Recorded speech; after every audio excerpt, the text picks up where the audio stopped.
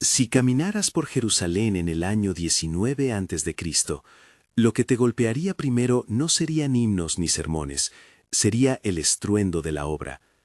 Polvo blanco que se eleva como una nube permanente, el crujido de madera sometida a fuerzas inmensas, miles de manos coordinadas como una sola maquinaria humana. Herodes, el rey que había llegado con el respaldo de Roma y la hostilidad de muchos en la ciudad, había encargado algo que no existía, una explanada plana y grandiosa sobre una cima que apenas ofrecía suelo. Quería transformar la piedra y el precipicio en un teatro capaz de impresionar a cualquier visitante y consolidar su poder. Era ambición convertida en proyecto de ingeniería, era política tallada en roca. La meta era casi inaccesible en términos prácticos: crear una plataforma que abarcara 14 hectáreas, una extensión comparable a 20 campos de fútbol colocados uno junto a otro. No bastaba con unos pocos parches de nivelación. No había material natural suficiente sobre la cumbre. Alrededor, el terreno caía en barrancos, como si la montaña hubiera sido mordida por la naturaleza. Tallar la roca hasta obtener una meseta así hubiera significado arrancar montañas enteras. La decisión que tomaron los ingenieros fue drástica y original. En lugar de deshacer la roca, iban a construir una nueva montaña encima del vacío. Rellenar valles y huecos con toneladas de material para crear lo que hoy llamaríamos una explanada artificial. Esa solución, simple en la intención, planteaba un nuevo peligro técnico. Rellenos masivos generan presiones laterales que tienden a empujar hacia afuera cualquier pared que los contenga. En términos sencillos, si colocas una montaña de escombros contra un acantilado, esa montaña empuja, busca su salida, y solo una estructura capaz de absorber y redirigir esa fuerza logrará mantenerla en su lugar. La respuesta fue monumental: muros de contención, cuya magnitud se pierde hasta que no los ves junto a un edificio moderno. Hileras de bloques tallados con un encaje preciso se disponían en ángulos sutiles, inclinándose hacia adentro, para que, irónicamente, la gravedad hiciera el trabajo de sostener la obra, en lugar de destruirla. El muro no debía ser un obstáculo pasivo, debía ser una especie de armadura geológica que aprovechara la propia fuerza del relleno. Para imaginar esas estructuras, piensa en un sistema donde cada hilada de piedra actúa como una costilla que apunta hacia la plataforma, de modo que la presión empuja el muro contra su asiento, no lejos de él. Muchas de esas secciones alcanzaban alturas equivalentes a 40 o 45 metros, como edificios de 15 pisos modernos. El efecto buscado era la compacidad: a mayor inclinación y peso, mayor estabilidad. Los arqueólogos deducen que esa decisión fue consciente, una respuesta técnica a un problema que no admitía soluciones estéticas superficiales. Era ingeniería brutal y calculada al mismo tiempo. Si la construcción de la montaña fue la respuesta a la escasez de suelo, el siguiente desafío estaba en el material con el que se trabajaría: la meleque. Esta piedra, apreciada por su facilidad de corte en las capas profundas y por su tendencia a consolidarse y endurecerse al contacto con el aire, ofrecía ventajas y urgencias. En su estado subterráneo era relativamente blanda, lo que permitía extraer bloques de gran tamaño, pero una vez expuesta, comenzaba un proceso de endurecimiento que la transformaba en piedra casi pétrea. Esa propiedad impuso un ritmo. La cantera debía operar con velocidad y precisión, porque la meleque podía volverse más difícil de trabajar en cuestión de días. La técnica para obtener bloques perfectos no dependía de explosivos ni de martillos modernos. Era una combinación de paciencia, geometría y un truco con madera y agua que resultaba casi como una explosión en cámara lenta. Los canteros trazaban ranuras y pequeñas grietas en el lecho rocoso, insertaban cuñas de madera y luego las saturaban con agua. La madera se hinchaba. El hinchamiento ejercía una presión constante hasta que la roca cedía por las líneas prefijadas, separando bloques con superficies sorprendentemente lisas. Era como forzar a la naturaleza a rendirse en el punto exacto que el artesano había decidido. Los bloques salían de la cantera con caras tan planas que, según las observaciones, un cuchillo no pasaría entre ellos una vez asentados. Entre los bloques ordinarios aparecían gigantes.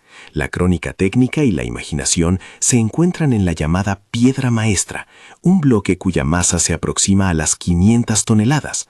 Para hacernos una idea, es el peso de varios jets comerciales juntos, una forma de piedra cuya movilidad excedía la capacidad de las grúas romanas y de los métodos habituales de la época. Levantarla no era la cuestión, la clave fue cómo controlarla mientras descendía desde el lecho de la cantera hasta la explanada. Aquí reside el momento de tensión que más revela la mezcla de audacia y riesgo en la obra. No se trató de arrastrar una pieza hacia arriba, sino de gobernar su caída. Para mover bloques de esa envergadura, se recurrió a una lógica de freno, no de tirón. Montículos de rodillos de madera, sistemas de cuerdas que funcionaban como frenos, bueyes encadenados y hombres anclados al terreno formaban una red de resistencia. Imagina una fila de personas abarcando la anchura de un bloque, manos y cintas que sujetan un peso capaz de abrir una grieta en la ladera si algo falla.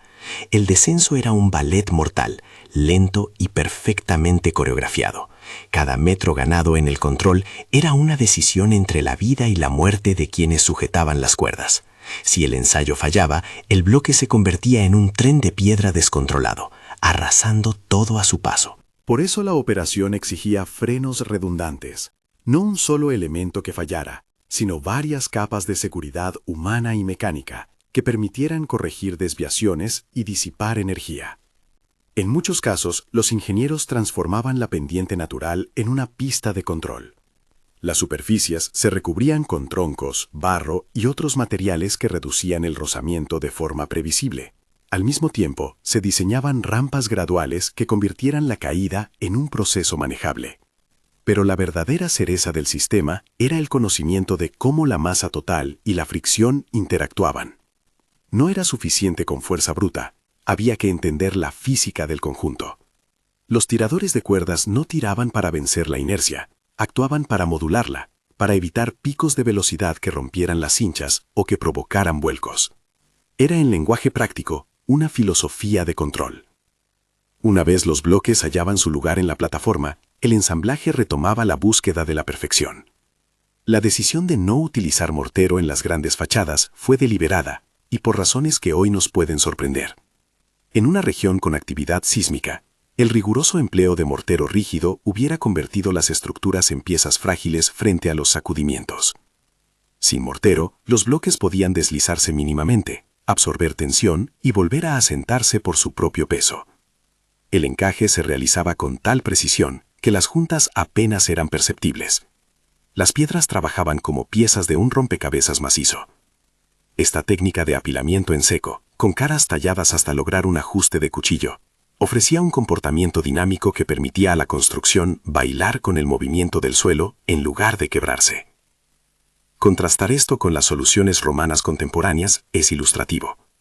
El concreto romano ofrecía una rigidez y una velocidad de construcción notable para otras funciones. Sin embargo, en el caso de un muro de contención destinado a soportar una explanada sobre un abismo, la flexibilidad inherente al sistema de piedras encajadas sin mortero tenía ventajas estructurales. Los bloques masivos, por su propio peso, transmitían cargas con una distribución que evitaba concentraciones peligrosas. En caso de un sismo, las micromovidas entre piezas amortiguaban el impulso. La estructura se deformaba levemente en lugar de fracturarse nítidamente. Bajo esa explanada artificial se abre otro mundo. Una red de bóvedas, arquerías y cámaras subterráneas que convirtieron el vacío en soporte. Donde la montaña natural terminaba y el terreno caía, los ingenieros levantaron arcos y bóvedas que encerraron espacios capaces de resistir presiones enormes. Estas bóvedas no fueron solo soluciones estructurales, ejercieron funciones prácticas, cisternas que acumulaban agua para rituales, almacenes para provisiones y cámaras que sirvieron como depósitos de los implementos del culto y del mantenimiento. El conjunto generó lo que hoy los arqueólogos llaman una telaraña bajo la explanada, corredores y naves subterráneas que distribuían cargas y ofrecían servicios logísticos. Algunos relatos antiguos, para describir esa complejidad, refieren a espacios conocidos en las fuentes como establos de Salomón, aunque el nombre evoca tradición más que realidad literal. Eran grandes naves subterráneas con columnas y bóvedas utilizadas para almacenamiento, y, posiblemente, para alojar animales o bienes destinados a las actividades del templo. El resultado fue una especie de doble ciudad. Arriba, la explanada visible que funcionaba como corazón ceremonial y económico. Abajo, una ciudad oculta de piedra y sombra que sustentaba lo que se veía. Encima de esa base, Herodes erigió la Estoa Real, un corredor monumental que combinaba lo sagrado y lo profano. No se trataba solamente de arquitectura religiosa, era un centro de actividad económica, donde el culto y el comercio se enredaban. Flavio Josefo, escribiendo décadas después, sugiere que las columnatas y los pórticos se llenaban de gente, que el recinto no era un lugar de silencio absoluto, sino un mercado de intercambios y disputas. Era allí donde se cambiaban monedas para las contribuciones, donde los cambistas y comerciantes encontraban un público ávido. La estoa actuaba como frontera entre dos mundos, el rito que exigía pureza y el intercambio que prosperaba en la ambigüedad práctica. Esa mezcla convirtió al templo en un nodo social, tanto como en un centro espiritual. Todo ese esplendor, sin embargo, tenía una vulnerabilidad fundamental. Estaba hecho por y para seres humanos, con deseos y fallas. En 70 DC, durante la represión de la revuelta judía por las fuerzas romanas comandadas por Tito, el interior del recinto ardió. El fuego no se limitó a consumir los elementos de madera, alcanzó tesoros de oro y metal que se fundieron, derivando en la codicia de los saqueadores. Algunas teorías arqueológicas sostienen que los romanos emplearon palancas y maquinarias para arrancar elementos, y en ciertos casos, que el derretimiento de metales complicó aún más la destrucción. De manera dolorosa y sangrienta, las riquezas que habían embellecido el lugar se convirtieron en agentes de su ruina. En ese relato confluyen historia y tradición. El escritor judío Flavio Josefo ofrece descripciones de las columnas, del bullicio alrededor de los pórticos y del ambiente de la época, y sus textos son una de las fuentes que los estudiosos cruzan para reconstruir lo que ocurrió. Es importante, no obstante, distinguir entre la narrativa histórica y las interpretaciones posteriores. Frases como «no quedaría piedra sobre piedra», extraídas de textos proféticos y evangélicos, deben ser contextualizadas. Los hechos del 70 DC muestran una destrucción profunda del recinto, pero la arqueología nos enseña que no todo se convirtió en polvo. La caja masiva que contenía la explanada, los muros preparados con el sistema de hileras inclinadas y encajes perfectos, resistieron de formas sorprendentes. Un testigo contemporáneo que perdura hasta hoy es lo que conocemos como el muro occidental. Fragmentos de esa contención que aún se sostienen y que nos ofrecen una lectura tangible de la magnitud del trabajo. La paradoja histórica es aguda. Herodes murió sin conseguir el cariño y la lealtad de todos. Fue un gobernante polémico, muchas veces odiado por sus métodos y su alianza con Roma, pero su proyecto, más que su persona, redefinió el perfil de la ciudad por milenios. La obra, creada para inmortalizar su nombre y su autoridad, terminó siendo un escenario de contradicciones. Tesoros que atrajeron saqueo, una arquitectura gigantesca que sobrevivió en partes y se hizo símbolo de tanto anhelo como de pérdida. La gran pregunta que se impone al mirar esos restos es doble. ¿Qué puede la ambición humana cuando se apoya en técnica y riesgo? ¿Y cuánto de la durabilidad de una obra depende de su capacidad para aceptar movimiento, error y decadencia, sin quebrarse por completo? El secreto detrás de la mega construcción de Herodes, entonces, no es un misterio esotérico oculto tras muros. Es una combinación de decisiones técnicas deliberadas, aprovechamiento de materiales con propiedades singulares y un cálculo brutal sobre la organización del trabajo humano. Se trata de saber cuándo usar la fuerza y cuándo confiar en la fricción, de comprender que a veces la mejor manera de sostener una masa es permitirle moverse de forma controlada. Es la lección de la Meleque y de sus canteras, del hinchamiento de la madera, de las cuerdas que frenarían una avalancha de piedra. Es la lección de muros diseñados para recibir la presión y no para luchar ciegamente contra ella. Ese conjunto de respuestas ingenieriles, esa alquimia entre conocimiento geométrico y saber empírico, es lo que deja boquiabierto a cualquiera que contemple el proceso con cierta distancia. No fue solo ambición, fue una ingeniería asombrosa. A lo largo de la obra, el ingenio humano convive con la crudeza.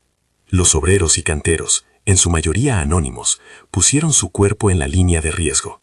Sus técnicas fueron eficaces porque se basaban en repetición, en transferencia de experiencia de generación en generación, en improvisaciones que la práctica convirtieron en rutina. La maquinaria fundamental no fueron las grúas o los aparatos, sino la inteligencia aplicada a la limitación del tiempo y del material. Cómo cortar, cómo mover y cómo asentar. En cada paso se nota un equilibrio entre el cálculo y la brutalidad, entre la estética deseada por el poder y la necesidad de mantener a salvo a la ciudad y a su propia infraestructura. Hoy, cuando caminamos junto al muro occidental, no solo vemos grandes bloques de piedra, vemos la huella de decisiones técnicas que funcionaron. Vemos la evidencia tangible de que la caja pudo resistir siglos de cambios, guerras y terremotos. Vemos la consecuencia inesperada de una política constructiva, cuyo objetivo inicial era impresionar y legitimarse, y que terminó produciendo estructuras con una resiliencia que superó a su promotor. Esa contradicción es, en sí misma, una lección sobre la relación entre poder, técnica y tiempo. Si te ha sorprendido este viaje a la ingeniería antigua y quieres más reconstrucciones de obras que cambiaron la historia, suscríbete para no perder los próximos episodios. Volviendo a la historia, la caída del templo y la supervivencia parcial de sus muros nos obliga a pensar en la durabilidad real de las cosas. Las paredes que resistieron no fueron fruto de un milagro, sino de una elección técnica. Apilar en seco, encajar con precisión, disponer hiladas inclinadas que convierten la presión en aliado y no en enemigo. Esa receta, replicada en distintas formas en otras culturas, demuestra que la arquitectura tiene siempre dos caras, la que se muestra al visitante y la que trabaja contra el elemento que no se ve. En la arqueología moderna, las interpretaciones se basan en restos, en cortes en la roca, en fragmentos de hiladas y en mediciones de presión que hoy podemos modelar con herramientas que Herodes no imaginó. Los geólogos y arqueólogos que han estudiado las canteras de Meleque y los muros de contención nos brindan las hipótesis más plausibles sobre los métodos, la secuencia de extracción, las pistas de rodillos, las huellas de cuñas de madera y las superficies de corte. Donde faltan documentos escritos, las marcas en la roca hablan. Y cuando las fuentes literarias como las de Josefo se cruzan con la evidencia material, obtenemos una imagen más completa, un proyecto culposo de audacia y cálculo. El legado es ambivalente. Para algunos, Herodes queda como símbolo de tiranía, para otros como un promotor de obras públicas que cambiaron para siempre el aspecto de Jerusalén. La lectura más fructífera quizás sea aquella que mira su obra sin santificar ni demonizar. Reconocer que, en términos técnicos, muchas decisiones fueron brillantes y que, en términos humanos, crearon tensiones que condujeron a tragedias. La caja de contención que perdura es testigo de esa mezcla: ingeniería brillante y costosa, política ambiciosa y consecuencias imprevisibles. Hoy, al contemplar esos muros y al pensar en la piedra maestra que estuvo a punto de rodar sin freno, no podemos evitar sentir una mezcla de respeto y cautela. Respeto por la destreza técnica desarrollada hace 2000 años. Cautela por lo que la historia enseña sobre la relación entre la grandiosidad y la fragilidad. El verdadero asombro no está en un supuesto secreto místico, sino en la exposición pública de las soluciones. Cómo se resolvió un problema que parecía insoluble, con recursos limitados y con mucha determinación humana. Esa combinación de brutalidad en la mano de obra y sutileza en el diseño es lo que todavía nos deja boquiabiertos. Al final, la construcción de Herodes habla de una ambición que trató de domesticar la topografía y de convertir la piedra en símbolo de legitimidad. Pero las piedras, incluso cuando están talladas para impresionar, obedecen leyes físicas, y quienes las tallaron y las movieron sabían mejor que nadie cómo negociar con esas leyes. Por eso, cuando miramos los restos y aprendemos las técnicas, meleque, cuñas de madera y agua, rodillos y frenos humanos, encajes sin mortero, bóvedas subterráneas, descubrimos el secreto real: un compendio de soluciones ingenieriles que combinó conocimiento empírico y valentía práctica para crear algo que, pese a todo, nos sigue asombrando. ¿Qué te sorprendió más de esta mezcla entre riesgo y cálculo? ¿La piedra de 500 toneladas moviéndose con cuerdas y bueyes? ¿O la decisión de no usar mortero para volver la estructura más resiliente? Deja tu comentario y comparte cuál de estos detalles te dejó sin aliento. Si quieres ver cómo otras civilizaciones resolvieron desafíos parecidos, tenemos un video sobre la Torre de Babel y la ingeniería de su época que podría interesarte.